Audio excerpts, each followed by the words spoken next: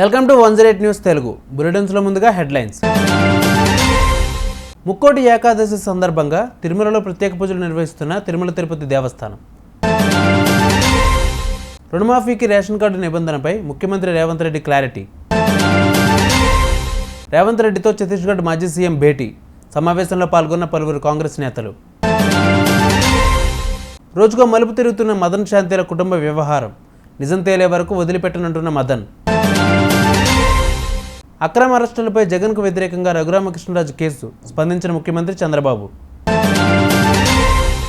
ముక్కోటి ఏకాదశి నాడే హాలాహలం అమృతం రెండూ పుట్టాయని, ఈ రోజునే శివుడు ఆలాహలం మింగినట్టు మహాభారత యుద్ధంలో భగవద్గీతను కృష్ణుడు అర్జునునికి ఇదే రోజున ఉపదేశించాడనేది విశ్వాసం.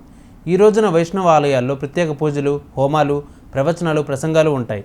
ముక్కోటి ఏకాదశి సందర్భంగా తిరుమల తిరుపతి దేవస్థానంలో ప్రత్యేక పూజలు నిర్వహిస్తున్నారు. ఉదయం 3 గంటల నుండే ముక్కోటి ఏకాదశి ముహూర్తకాలం ప్రారంభమవుతుంది.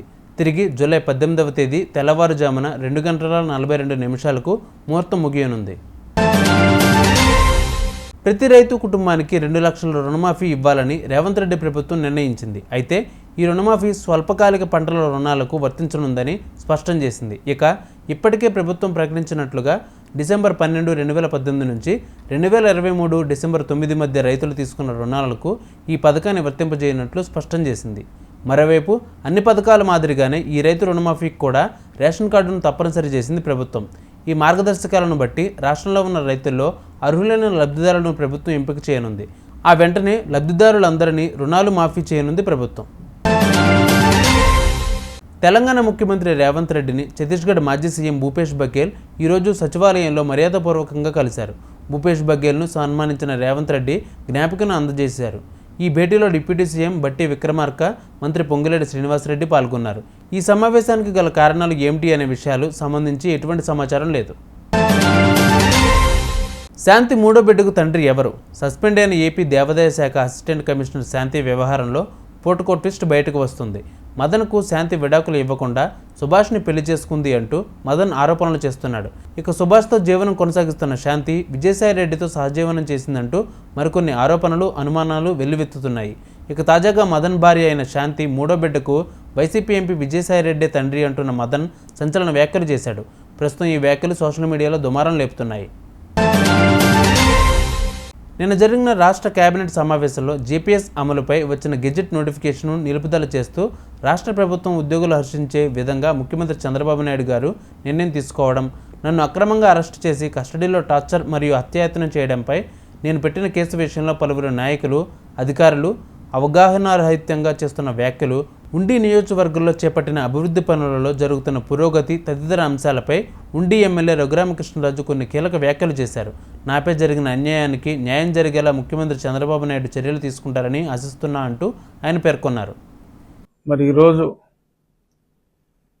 రాష్ట్ర ప్రభుత్వ కేబినెట్ మీటింగ్లో మరి గతంలో జీపీఎస్ అనే ఒక తలతెక్క పెన్షన్ స్కీమ్ని మరి జగన్మోహన్ రెడ్డి గారు ప్రవేశపెట్టి మరి ఆయన ఎప్పుడో మరి దాని మీద మరి గెజెట్ పబ్లికేషన్ కూడా ఇవ్వటం జరిగింది, ఒక జీవో ఇచ్చి. మరి ఆ సంగతి మరి లేటుగా అధికారులు బయటికి తీస్తే మరి నిన్న మరి కొద్దిమంది ఉద్యోగస్తులు కూడా తమ నిరసనని వెలిబుచ్చారు. నేను అప్పుడే అనుకున్నా, ఇదేదో పాతదాన్ని చూసి మరి వెలుగులోకి వస్తే కంగారు పడుతున్నారు, తప్పకుండా చంద్రబాబు నాయుడు గారికి తెలిస్తే న్యాయం చేస్తారు అని. మరి అదేవిధంగా ఈరోజు మరి ఎంతోమంది ఉద్యోగస్తుల్ని సిపిఎస్ రద్దు చేస్తాను అని, వారం రోజుల్లోనే రద్దు చేస్తానని ఆయన రావటం జరిగింది. ఓపీఎస్ ఓల్డ్ పెన్షన్ స్కీమ్ ఇవ్వాలి అని వాళ్ళు డిమాండ్ చేశారు. ఈలోపు ఈయన ఏమాత్రం గ్యారంటీ లేని ఒక పెన్షన్ స్కీమ్ని జీపీఎస్ పేరుతో, జీపీఎస్ అంటే గ్యారంటీడ్ పెన్షన్ స్కీమ్, బట్ దానికి ఏమాత్రం గ్యారంటీ లేదు. That is the beauty of the title. అలాంటి టైటిల్ పెట్టి మరి జగన్మోహన్ రెడ్డి తీసుకొచ్చారు. మరి ఇప్పుడు చాలా రాష్ట్రాల్లో, అఫ్కోర్స్ ప్రిడామినెంట్లీ కాంగ్రెస్ పాలిత రాష్ట్రాల్లో జీపీఎస్ సిపిఎస్ స్థానంలో ఓపీఎస్నే తీసుకురావడం జరిగింది. సరే, ఇప్పుడు జీపీఎస్ని అయితే మరి తాత్కాలికంగా పక్కన పెట్టి దాని మీద అధ్యయనం చేస్తారు అని అనడం జరిగింది.